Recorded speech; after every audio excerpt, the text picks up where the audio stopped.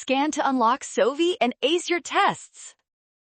Money demand shifts can look tricky, but this one is fast if you focus on what pushes the entire demand curve rightward.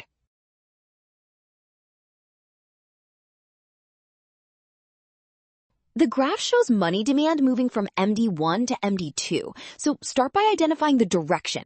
That is a rightward shift, meaning people want to hold more money at every interest rate. In the money market, a higher price level raises the amount of money people need for everyday transactions, so money demand increases overall instead of just moving along one curve.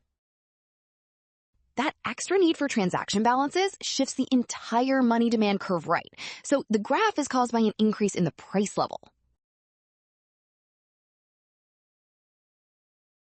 Well done! Option C. Scan now, watch signs, and avoid rushing.